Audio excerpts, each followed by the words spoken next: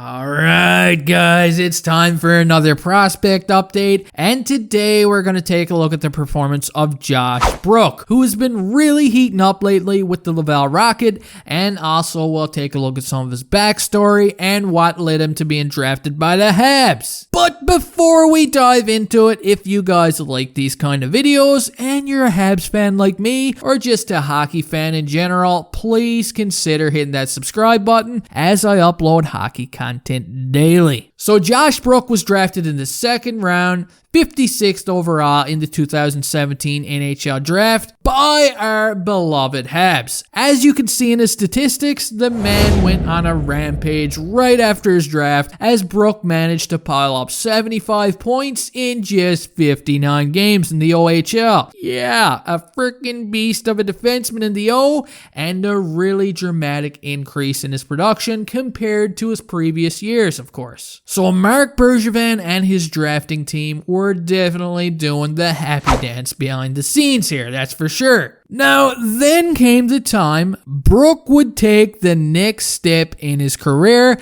as he was assigned to the Laval Rocket, and there was some pretty high expectations for him. But this is when he would begin to have some of his first growing pains. But keep in mind, defensemen often take a little longer to develop, and every player is different. Last season with the Rocket was Brook's very first full year of AHL hockey. He managed to put up 13 points in 60 games and was a -3. And the Rocket, they knew that this guy was capable of more, and so did Josh Brook himself. Not only did he struggle with his offensive numbers, but he also had difficulty defending in his own end of the rink as well. Which brings us into this season, and right out of the gate at the beginning of the year, Brook continued his struggles. He had an assist within his first 4 games of the season, but made quite a few defensive blunders at his own end of the rink, which ultimately did not end well for Josh Brook,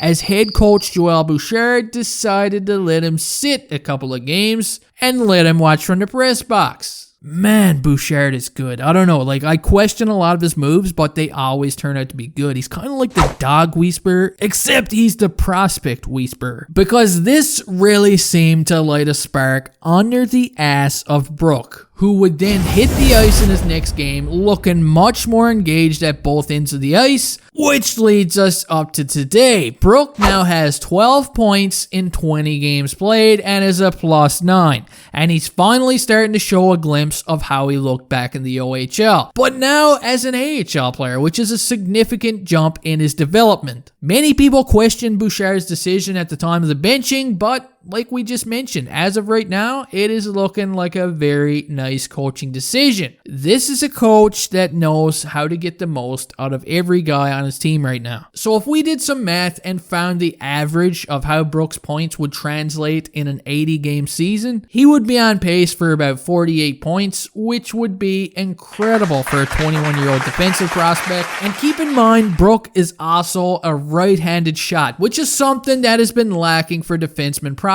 in the Habs organization. Like Shea Weber and Jeff Petrie will not be around forever. It's not happening. We've already noticed some wear and tear in Weber's play, and Petrie, even though he's aging like wine, who knows, man, maybe this guy is going to be 50 and he's going to be winning the Norris at this pace. But it's nice to have a young stud up and coming and continuing to develop properly and potentially make his way into the Habs top 4 in the future. Anyway, guys, that does it for this video. I hope you all enjoyed, and make sure you keep your eye out for the next prospect update video. Cheers.